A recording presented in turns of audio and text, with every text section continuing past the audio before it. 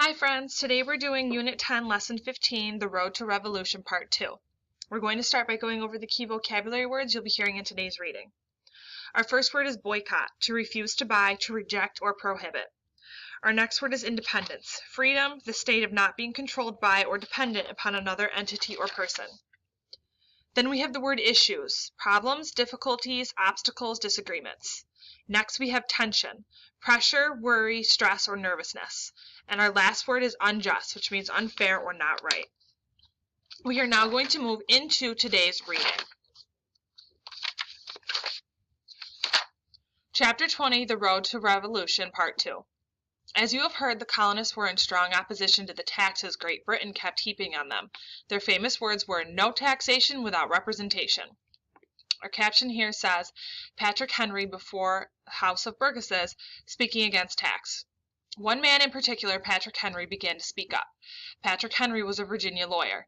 In Williamsburg, Virginia, he stood before the House of Burgesses and spoke out against the king and the new tax. Patrick Henry stated that only colonial government should have the power to introduce new taxes in the colonies. In 1765, the 27 elected leaders of 9 colonies made their way to New York. They met to discuss what could be done about the Stamp Act. This meeting became known as the Stamp Act Congress. Members of the Congress informed the British Parliament that this tax was unjust. Another outspoken leader at this time was a man named Samuel Adams from Massachusetts. He organized a group of people who became known as the Sons of Liberty. These men protested in the streets, burned the stamps, and threatened the agents whose job it was to collect the taxes. It soon became impossible to impose the Stamp Act, and so, in 1766, the British Parliament was forced to repeal it. When the colonists heard this news, they celebrated their victory. Members of Parliament were not happy. King George insisted that it was Britain's right to tax the colonies. This caption says, Sons of Liberty protesting. They're protesting using signs that say, "Down with stamp taxes" and "No Stamp Act." A new plan was needed. This time a man named Charles Townshend had another idea. They would put a tax on items that they knew the colonists really needed. These items, which were used daily in colonial times to make many things, included paint, paper, glass, lead, tea, wool, and silk. In response, the colonists decided to boycott these items from Britain. They began to make their own products. Colonists purchased tea from other sources or drank Liberty tea made from herbs and berries. Many women even began making their own cloth. This hurt British manufacturers, and before long this tax was also removed. That is, all except for the tax on tea. So the colonist boycott of British tea continued. Alarmed by the level of protests, Britain sent troops to the colonies. They arrived in Boston Harbor in 1768. The colonists did not like the presence of British soldiers, especially because the soldiers had been sent to control them. Tension between the colonists and Britain continued to grow. In 1770, a scuffle or brief fight broke out in Boston between British soldiers and a group of colonists.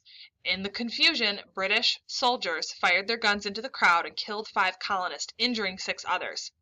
The first to die was a man named Crispus Attucks. People were horrified. The soldiers were immediately arrested. This terrible event became known as the Boston Massacre. The relationship between the colonists and Britain was becoming much worse. This caption here says Boston Massacre, Crispus Attucks. It would not be fair to say that tea caused the American Revolution, but it played a part. The colonists were still refusing to buy tea from Britain, and King George and his government were refusing to listen to the colonists. In 1773, the British Parliament introduced a new law called the Tea Act. This time, they said that only the British East India Company could sell tea to the colonies, and the tea would still be taxed. The colonists responded that not only did they not want this tea, they didn't want trade ships bringing it into the colonies either. In other words, they would give up drinking British tea altogether. In 1773, 3 British trade ships loaded with tea appeared in the Boston Harbor. The Sons of Liberty took action.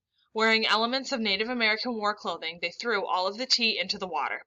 This event became known as the Boston Tea Party.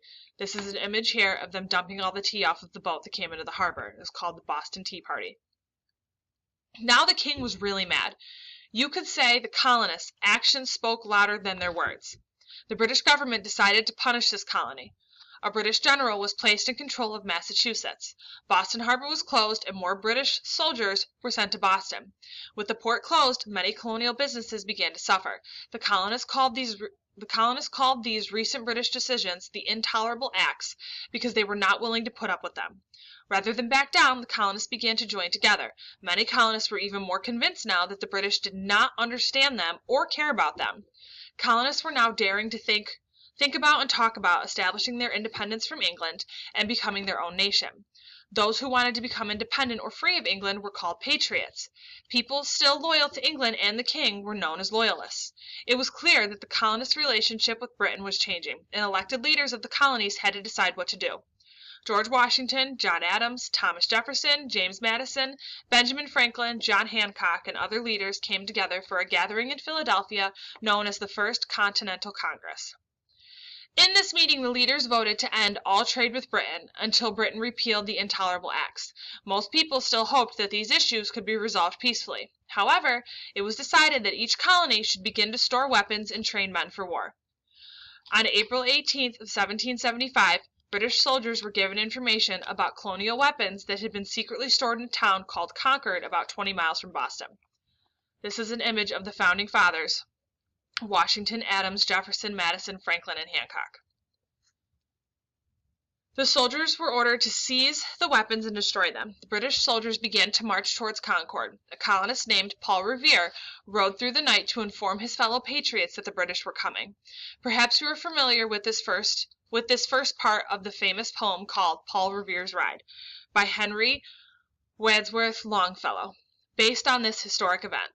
Listen, my children, and you shall hear of the midnight ride of Paul Revere. On the 18th of April in '75, hardly a man is now alive who remembers that famous day and year. He said to his friend, if the British march by land or sea from the town tonight, hang a lantern aloft in the belfry arch of the North Church tower as a signal light. One if by land and two if by sea, and I on the opposite shore will be. Paul Revere saw the signal of 2 lanterns lit by his friend in the church tower. That meant the British were coming by sea, so he rode all night to Concord to warn the colonists. Although Paul Revere was captured, the colonial soldiers, called Minutemen, were warned and prepared for the arrival of the British. This is an image of Paul Revere's ride. The very first shots of the American Revolution were fired in Lexington on April 19, 1775, as the British soldiers were on their way to Concord. Historians are not certain who fired the first shot. Several Minutemen died in this exchange of fire. The British soldiers continued their march toward Concord. However, when they got there, the weapons were nowhere to be found. Paul Revere's heroic ride had warned the colonists in time for them to move their weapons. The British began to retreat. As they did, they were fired upon by Minutemen. Many British soldiers were killed. A second gathering of leaders from each colony was called in the city of Philadelphia, which would later become the first capital of the United States. Shortly before this meeting, Patrick Henry had uttered these famous words: I know not what course others may take, but as for me, give me liberty or give me death. At this Second Continental Congress, George Washington was chosen to be the commander-in-chief in charge of an army that did not yet fully exist, but which the leaders anticipated they would soon need. This is the Declaration of Independence on the left and the Stars and Stripes colonial flag on the right. During this time, many letters and petitions were sent to King George. Among them was the Declaration of Independence, primarily penned by Thomas Jefferson and approved by the Founding Fathers on July 4, 1776. This term, primarily penned means it was primarily written by Thomas Jefferson. King George responded by ignoring the colonists' requests and sending more British soldiers to the colonies. The long and difficult battle for American independence had begun. You may now move on to Unit 10, Lesson 15, Google Form.